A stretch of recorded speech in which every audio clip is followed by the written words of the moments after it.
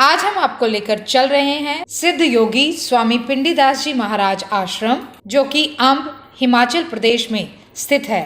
इसके साथ साथ यहाँ पर सिद्ध योगी पिंडीदास जी स्वास्थ्य केंद्र भी चल रहा है। बाबा पिंडीदास जी आश्रम अम्ब में भव्य भावमयी श्रीमद् भागवत कथा एवं ज्ञान यज्ञ सप्ताह दिनांक 21 नवंबर रविवार से 28 नवंबर 2021 दिन रविवार तक चल रही है। कथा सुबह 10:30 बजे से दोपहर 1:30 बजे तक होती है और प्रतिदिन कथा के उपरांत भंडारा किया जाता है। इस भावमयी श्रीमद् भागवत कथा एवं ज्ञान यज्ञ सप्ताह का आयोजन स्वामी पिंडीदास जी आश्रम ट्रस्ट अम्ब की ओर से किया गया है। आश्रम में अम्ब से आश्रम तक आने व जाने की व्यवस्था निशुल्क की जा रही है। श्रद्धेय अतुल कृष्ण जी महाराज भागवत कथा कर रहे हैं।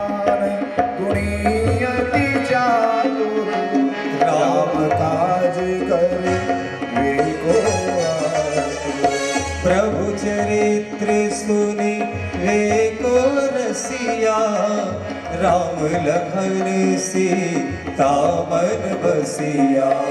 सूक्ष्म रूप धरि सियहि दिखावा, विकट रूप धरि लंक जरावा। भीम रूप धरि असुर संहारे, रामचंद्र के काज सवारे।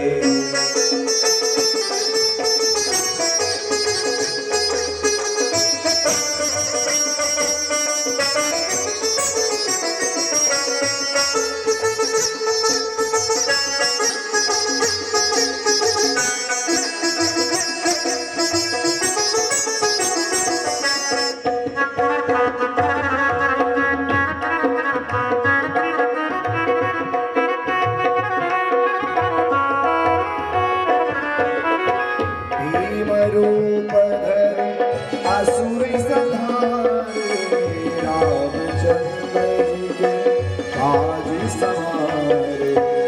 लाय सजीवन लखन जियाए, श्री रघुवीर हरषि उर लाए। रघुपति की बहुत बड़ाई, तुम मम प्रिय सहस बदन तुम रोजस गावे, अस कहि श्रीपति कंठ लगावे। सनकादिक ब्रह्मादि मुनीषा, नारद सारद सहित अहिषा। जब कुबेर दिगपाल जहाते, कवि कोविद कहि सके कहाते।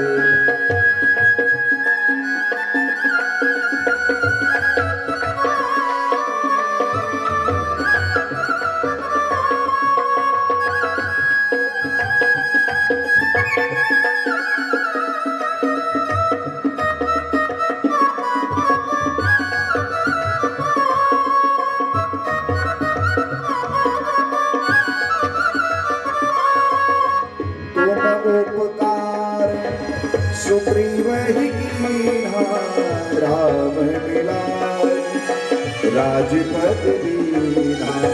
तुम्हरो मंत्र विभीषण माना, लंकेश्वर भय सब जग जाना। जुग सहस्त्र जो जन पर भानु, लील्यों ताहि मधुर फल जानु। प्रभु मुद्रिका मेघ मुख माही, जलधि लागी गए अचरज नाहि। दुर्गम काज जगत के जेते, सुगम अनुग्रह तुम्हारे देते। राम दुआरे तुम रखवारे, होते न आज्ञा बिनु पैसारे। सब सुख लाए तुम्हारी शरण, तुम रक्षक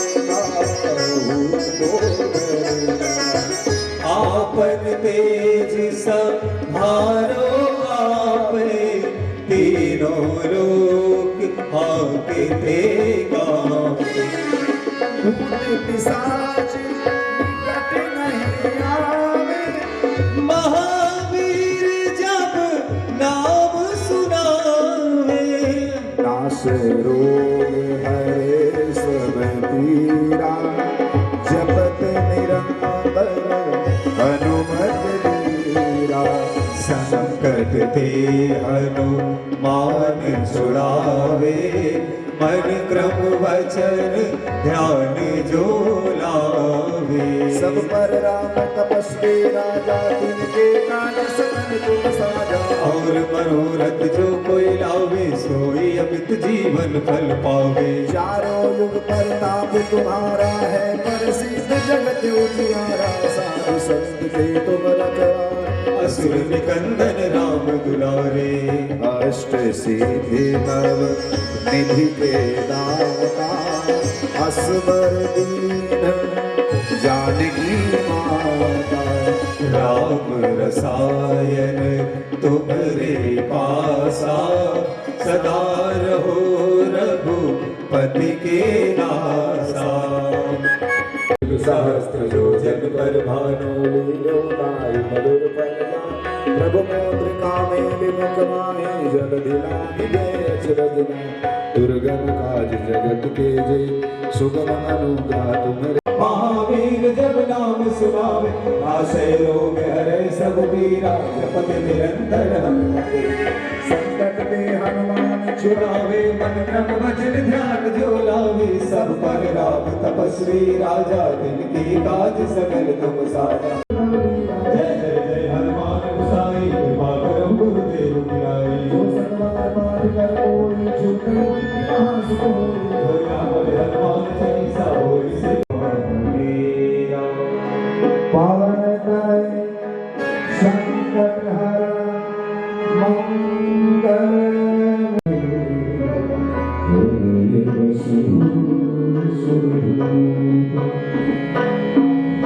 सियावर राम जय जय राम। श्री राधे राधे राधे श्री राधे। श्री राधे।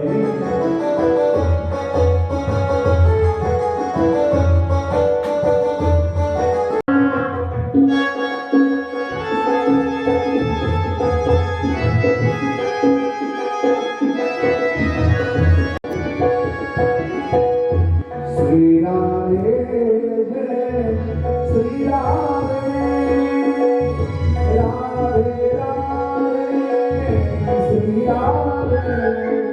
श्री राधे श्री राधे राधे राधे श्री राधे। श्री राधे राधे राधे श्री राधे। श्री राधे श्री राधे राधे राधे श्री राधे। श्री राधे श्री राधे राधे राधे श्री राधे। गोविंद गोविंद राधे।